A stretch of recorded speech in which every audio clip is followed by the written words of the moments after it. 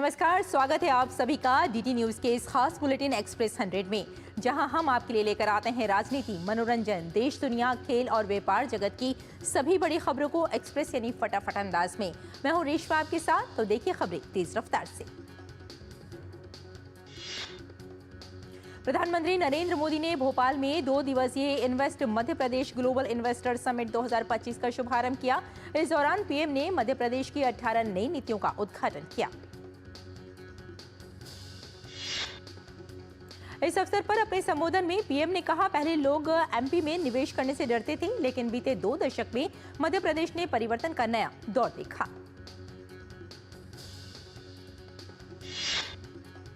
प्रधानमंत्री ने कहा, हमारी सरकार ने गुड गवर्नेंस पर फोकस किया। आज भारत विश्व के लिए आशा की किरण बनकर उभर रहा है। मध्य प्रदेश के मुख्यमंत्री मोहन यादव ने कहा, पीएम के मार्गदर्शन में राज्य सतत विकास और औद्योगिक निवेश की दिशा में लगातार बढ़ रहा है आगे। मोहन यादव ने कहा, ग्लोबल इन्वेस्टर समिट की थीम है उत्साहवर्धक, मध्य प्रदेश में उद्योग और निवेश की असीम संभावनाएं। इन्वेस्टर समिट में 60 से अधिक देशों के प्रतिनिधि, विभिन्न अंतर्राष्ट्रीय संगठनों के अधिकारी, प्रमुख उद्योगपति और नीति निर्माता भाग ले रहे हैं। मध्य प्रदेश के बाद प्रधानमंत्री नरेंद्र मोदी आज बिहार का भी दौरा करेंगे। पीएम यहां भागलपुर में प्रधानमंत्री किसान योजना की 19वीं किस्त जारी करेंगे। प्रधानमंत्री किसान योजना की 19वीं किस्त में देश भर के 9.7 करोड़ से अधिक किसानों को 21,500 करोड़ रुपए से अधिक का हस्तांतरण किया जाएगा। इसके साथ ही पीएम मोतीहारी में राष्ट्रीय गोकुल मिशन के तहत निर्मित स्वदेशी नस्लों के लिए उत्कृष्टता केंद्र का उद्घाटन करेंगे। पीएम बरौनी में दुग्ध उत्पाद संयंत्र के उद्घाटन के साथ साथ कई परियोजनाओं का भी उपहार देंगे, जिनमें वारिसलीगंज नवादा तेलिया रोड रेलखंड का दोहरीकरण भी शामिल है। बिहार के बाद प्रधानमंत्री असम की गुवाहाटी पहुंचेंगे, जहां वो झुमोर बी नंदिनी मेगा झुमोर 2025 कार्यक्रम में शामिल होंगे।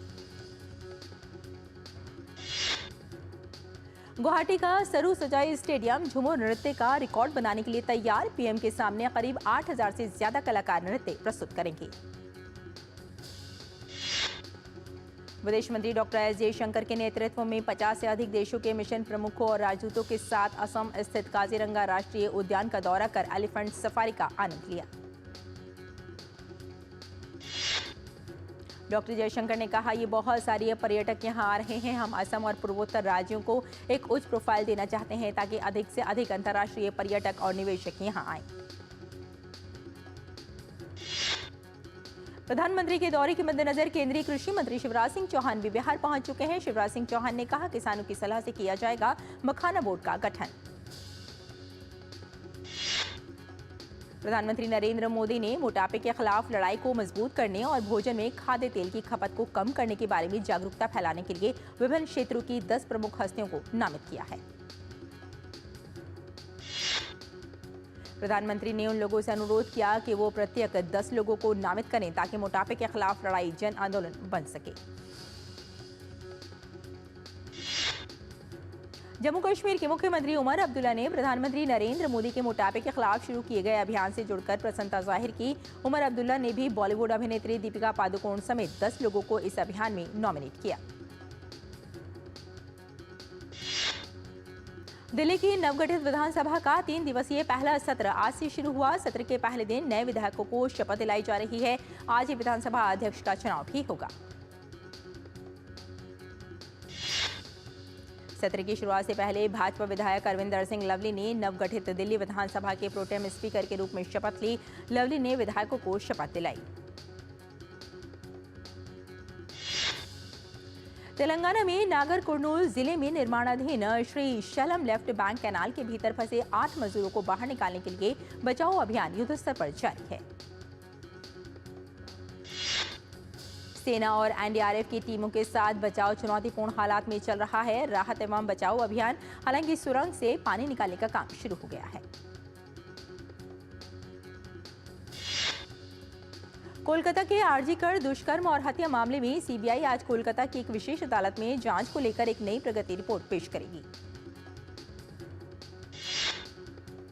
पीड़िता के माता पिता ने शिकायत पर बीती 20 फरवरी को विशेष अदालत के न्यायाधीश ने सीबीआई को मामले में 24 फरवरी तक एक नई रिपोर्ट प्रस्तुत करने का निर्देश दिया था। सुप्रीम कोर्ट में कन्हैयालाल हत्या मामले में आरोपियों की जमानत के खिलाफ याचिका पर सुनवाई 4 हफ्ते के लिए टली। आरोपी जावेद ने इस मामले में जवाब दाखिल करने के लिए समय मांगा। बांग्लादेश में हिंदुओं के खिलाफ हिंसा को रोकने के लिए तत्काल कदम उठाने की मांग वाली जनहित याचिका पर सुप्रीम कोर्ट ने सुनवाई से इनकार किया। कहा, किसी अन्य देश के आंतरिक मामले में दखल कैसे दे सकते हैं। असम राइफल्स के जवानों ने आइजोल के पास जिलेटिन की 4,980 छड़ें बरामद की और 2 महिलाओं सहित 3 तस्करों को हिरासत में लिया। अर्धसैनिक बल ने रविवार को एक बयान में ये जानकारी दी। यूपी बोर्ड की 10वीं और 12वीं कक्षा की परीक्षाएं आज से शुरू हुई। प्रदेश भर में 8,140 केंद्रों पर 54,37,233 विद्यार्थी परीक्षा में पंजीकृत। इस साल यूपी बोर्ड की परीक्षा में हाई स्कूल के 27,32,216 और इंटरमीडिएट के 27,05,017 छात्र छात्राओं ने पंजीकृत हैं। परीक्षा केंद्रों पर सीसीटीवी कैमरों से निगरानी की जा रही है। पूरी आन बान शान के साथ चल रहा है सनातन आस्था का महापर्व दिव्य भव्य महाकुंभ। प्रयागराज महाकुंभ अब अंतिम चरण में। 26 फरवरी को महाशिवरात्रि के पावन पर्व पर होगा महाकुंभ का समापन। प्रतिदिन करोड़ों की संख्या में श्रद्धालु त्रिवेणी के पवित्र जल में स्नान कर कमा रहे हैं पुण्य लाभ। 13 जनवरी से शुरू हुए महाकुंभ में अब तक 62 करोड़ से अधिक श्रद्धालु पवित्र स्नान कर चुके हैं। रविवार को महाकुंभ में 1 करोड़ 32 लाख श्रद्धालुओं ने आस्था की डुबकी लगाई। आज सुबह से अब तक लाखों लोग लगा चुके हैं संगम में डुबकी। उम्मीद की जा रही है कि महाकुंभ के बचे हुए दिनों में स्नानार्थियों की कुल संख्या 65 करोड़ के पार हो जाएगी। प्रयागराज में चल रहे महाकुंभ में सुरक्षा के हैं पर्याप्त इंतजाम। मेला प्राधिकरण की ओर से मेला क्षेत्र के चप्पे चप्पे पर सुरक्षा की है चाकू चौबंद व्यवस्था। महाकुंभ की सुरक्षा में लगे अधिकारी त्रिवेणी संगम में श्रद्धालुओं की सुरक्षा सुनिश्चित करने के लिए लगातार नाव पर गश्त कर रहे हैं। साथ ही सुरक्षा कर्मियों द्वारा लगातार सुरक्षा संबंधी उद्घोषणा भी की जा रही है। महाकुंभ का 26 फरवरी को होगा समापन। श्रद्धालुओं की भारी भीड़ के मद्देनजर भारतीय रेल पूरी तरह से सजग। प्रमुख स्टेशनों पर यात्रियों की सुरक्षा के लिए विशेष होल्डिंग एरिया और अतिरिक्त आरपीएफ की तैनाती की गई। डॉक्टर सविता रानी की जलयोग प्रस्तुति महाकुंभ मेले में विश्व की पहली अनोखी घटना बनी। सविता रानी ने जलयोग करके भारत की समृद्ध आध्यात्मिक विरासत को वैश्विक मंच पर गौरवान्वित किया। दिव्य भव्य और अलौकिक महाकुंभ की छटा देखते ही बन रही है। त्रिवेणी संगम पर पावन डुबकी लगाने के लिए भारी संख्या में श्रद्धालु पहुंच रहे हैं। श्रद्धालुओं का उत्साह देखते ही बन रहा है। महाकुंभ में बन रहे नित्य नए विश्व रिकॉर्ड। आज 15,000 स्वच्छता कर्मी गंगा घाटों पर लगभग 10 किलोमीटर तक सफाई अभियान चलाकर नया कीर्तिमान बनाएंगे। जानकारी के अनुसार इन तीनों रिकॉर्ड के लिए Guinness book of world record की टीम 22 फरवरी को प्रयागराज पहुंच चुकी है। ये टीम महाकुंभ में बनने वाले रिकॉर्ड को देखेगी। एक भारत श्रेष्ठ भारत की भावना को बनाए रखने और राष्ट्रीय शिक्षा नीति 2020 की प्रासंगिकता को विस्तार देने के उद्देश्य के साथ वाराणसी में चल रहे काशी तमिल संगमम का आज अंतिम दिन। इंदिरा गांधी राष्ट्रीय कला केंद्र IGNCA के वाराणसी केंद्र ने ऋषि अगस्त्य के संस्कृत और तमिल भाषाओं की विशेषज्ञता पर वाराणसी के नमो घाट पर एक प्रदर्शनी का आयोजन किया। आज गिरावट के साथ खुले भारतीय शेयर बाजार। शुरुआती कारोबार में सेंसेक्स 456 अंक गिरकर 74,854 और निफ्टी करीब 175 अंकों की गिरावट के साथ 22,619 पर। छत्तीसगढ़ विधानसभा का बजट सत्र आज से शुरू। वित्त वर्ष 2025-26 के लिए राज्य का बजट 3 मार्च को किया जाएगा पेश। असम मंत्रिमंडल ने राज्य के व्यापार शिखर सम्मेलन के दूसरे संस्करण से पहले 1.22 लाख करोड़ रुपए के सहमति ज्ञापनों को दी मंजूरी। मुख्यमंत्री हेमंत बिस्वा शर्मा ने दी जानकारी। हेमंत बिस्वा शर्मा ने कहा कि असम में एडवांटेज असम 2.0 और इन्वेस्टमेंट एंड इंफ्रास्ट्रक्चर समिट के दौरान हस्ताक्षरित होने वाले सभी सहमति पत्रों की मंत्रिमंडल द्वारा उचित जांच की जाएगी और फिर उन्हें मंजूरी दी जाएगी। केंद्रीय मंत्री मनोहर लाल खट्टर ने कहा कि हरियाणा के फरीदाबाद में हर साल आयोजित होने वाला सूरजकुंड अंतर्राष्ट्रीय शिल्प मेला राज्य की सांस्कृतिक पहचान का बना प्रतीक। ताइवान स्थित डेल्टा इलेक्ट्रॉनिक्स ने भारतीय बाजार में अपनी उपस्थिति बढ़ाने के लिए सरकार की मेक इन इंडिया पहल के तहत $50 करोड़ का निवेश किया। भारत और ब्रिटेन के बीच मुक्त व्यापार समझौते पर करीब 8 महीने बाद बातचीत हुई शुरू। वाणिज्य एवं उद्योग मंत्री पीयूष गोयल और उनके ब्रिटिश समकक्ष वार्ता में शामिल। वार्ता का मकसद लंबित मुद्दों को हल करना और व्यापार करार को अंतिम रूप देना है। एफटीए से दोनों देशों के बीच व्यापार और निवेश को बढ़ावा मिलेगा। और बुलेटिन में फिलहाल यहाँ लेते हैं छोटा सा ब्रेक। जल्द हाजिर होते हैं। आप देखते रहिए डीडी न्यूज। जब धरती चीर कर निकलता है लोहे का पत्थर और मिलता है मोंगिया के जोश से, फिर तपता है, पिघलता है और बनता है फौलाद। अब होता है सरिया सारी खूबियों के साथ। मोंगिया स्टील, मजबूत देश का मजबूत सरिया। नमस्ते, मेरा नाम रवि है। बहुत सालों से मैं अपना सीएनजी ऑटो चलाता हूँ और इससे मिलने वाले माइलेज से मैं खुश हूँ। नमस्ते, मैं राजेश हूँ। मैंने कुछ महीने पहले कंप्रेस्ड नेचुरल गैस पर स्विच किया है। सीएनजी कम कीमत पर अधिक फायदा देती है और ये आसानी से उपलब्ध है। सीएनजी एक प्रदूषण रहित ईंधन है। इसकी उच्च इग्निशन तापमान के लिए धन्यवाद। आज ही सीएनजी अपनाएं।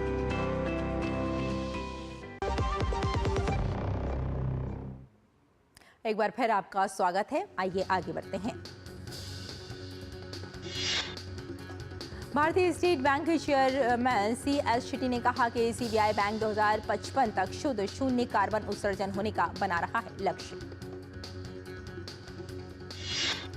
जम्मू कश्मीर ने पिछले 2 वित्त वर्षों में 2567 करोड़ रुपए मूल्य के अपने प्रसिद्ध हस्तशिल्प और हथकरघा प्रोडक्ट्स की एक्सपोर्ट। अडानी समूह की कंपनियों ने वित्त वर्ष 2023-24 में 58,104 करोड़ रुपए का कर्ज चुकाया। समूह ने वित्त वर्ष 2022-23 में 46,610 करोड़ रुपए का कर्ज चुकाया था।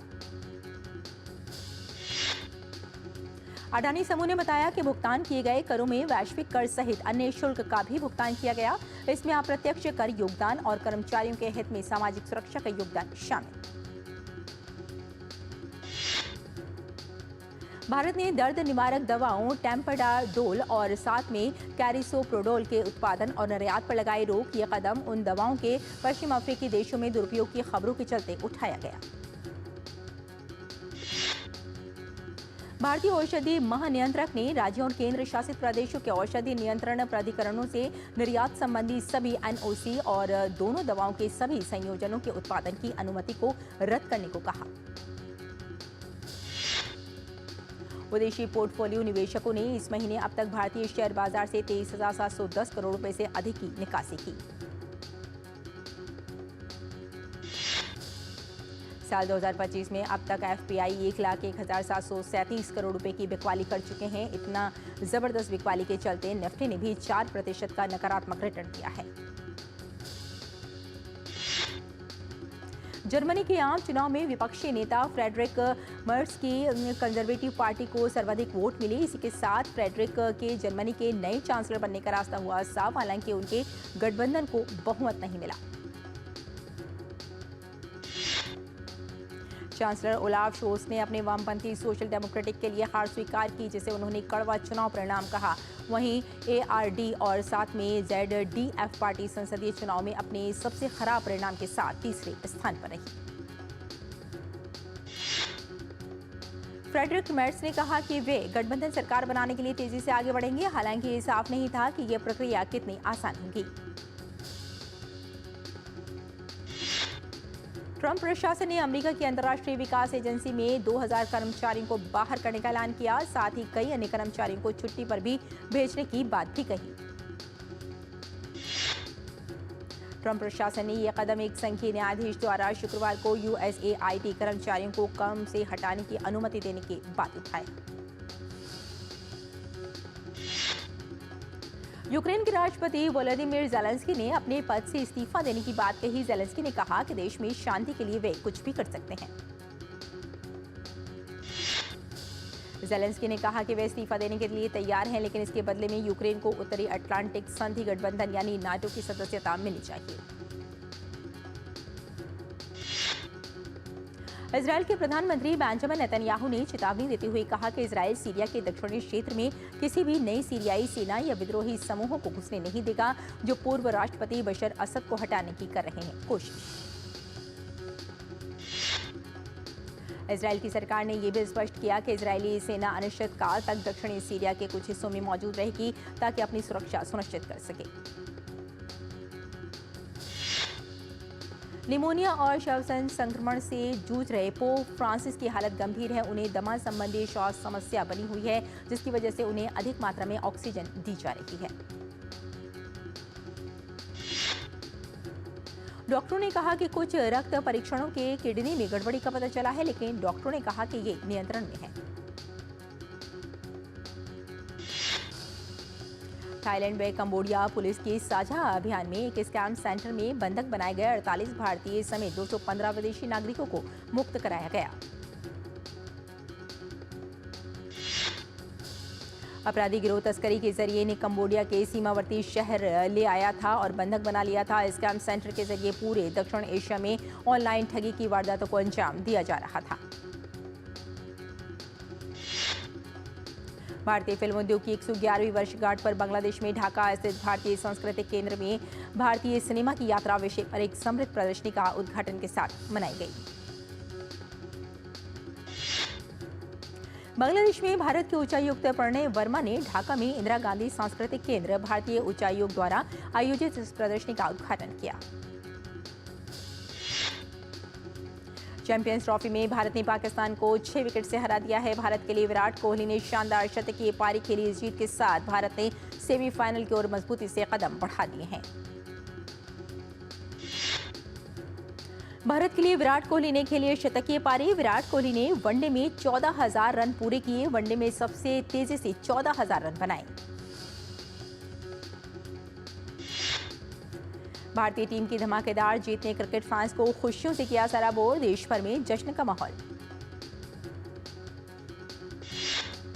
दिल्ली से लेकर जम्मू कश्मीर तक भारत की जीत के बाद उत्सव का माहौल बन गया। जम्मू कश्मीर के बारामूला में उत्साह और जश्न का माहौल देखने को मिला। हार के बाद पाकिस्तान के कप्तान मोहम्मद रिजवान का बयान, कहा भारत से हार के बाद हमारे लिए खत्म हुआ चैंपियंस ट्रॉफी का अभियान। आज चैंपियंस ट्रॉफी में बांग्लादेश और न्यूजीलैंड के बीच रावलपिंडी में खेला जाएगा मुकाबला। न्यूजीलैंड की जीत पाकिस्तान को कर देगी टूर्नामेंट से बाहर।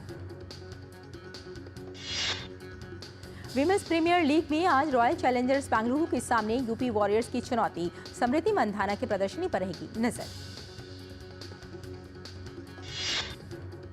मोहन बागान सुपर जायंट बना इंडियन सुपर लीग 2024-25 का विजेता। उड़ीसा FC को 1-0 से हराया। इंग्लिश प्रीमियर लीग की लिवरपूल की मैनचेस्टर सिटी पर 2-0 की शानदार जीत। मोहम्मद सालाह और साथ में डोमिनिक बने लिवरपूल के लिए जीत के नायक। वहीं न्यूकासल यूनाइटेड ने नॉटिंघम फॉरेस्ट की टीम को 4-3 से हराया। अलेक्जेंडर इसाक ने दागे 2 गोल।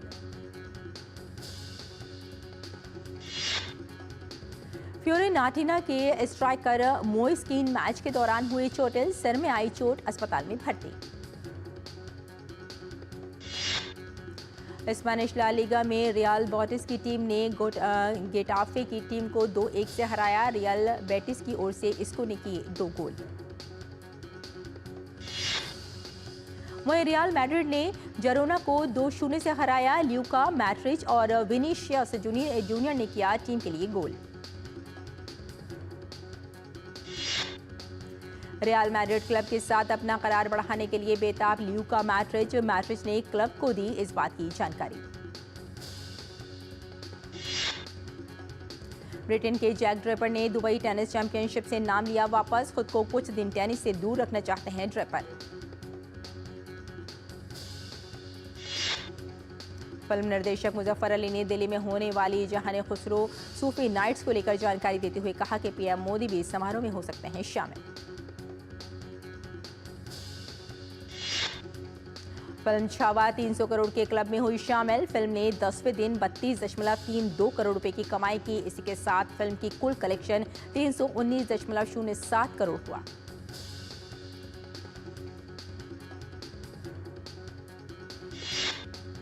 अर्जुन कपूर की फिल्म मेरे हस्बैंड की बीवी ने तीसरे दिन की 90 लाख रुपए की कमाई। फिल्म ने अब तक कुल 4 करोड़ 10 लाख का कारोबार किया।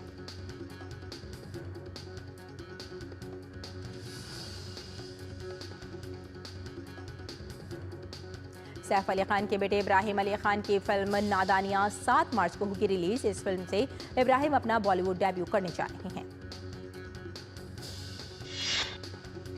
अभिनेता संजय कपूर की बेटी शनाया कपूर बॉलीवुड में कदम रखने को तैयार। वे दक्षिण भारत की फिल्म वृषभ में आएंगी नजर। फिल्म इसी साल होगी रिलीज।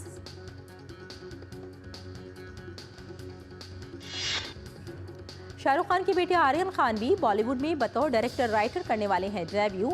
वे एक वेब सीरीज से इंडस्ट्री में कदम रखेंगे। हनी सिंह का नया गाना मैनियक रिलीज होने के 24 घंटे में ही यूट्यूब पर 1 नंबर पर कर रहा है ट्रेंड। इस गाने में हनी ने भोजपुरी का भी तड़का लगाया है। अभिनेत्री त्रिशा कृष्णन की फिल्म गुड बैड अगली का नया टीजर हुआ लॉन्च। फिल्म 10 अप्रैल को सिनेमाघरों में होगी रिलीज।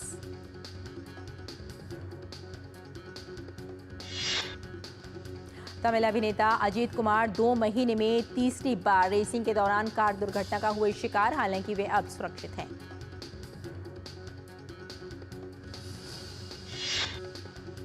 ऋचा चड्ढा और अली फजल की debut film girls will be girls ने कैलिफोर्निया में जीता जॉन कैसावेट्स अवार्ड।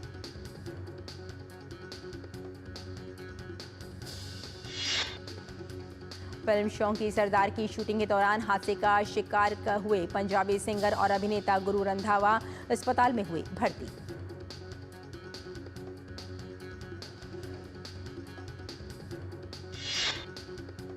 अभिनेता आशुतोष राणा ने प्रभु राम की नैतिकता को लेकर कहा कि राम के नैतिक नियम बेहद खास रहे और सभी को राम के चरण ही नहीं आचरण को अपनाना चाहिए।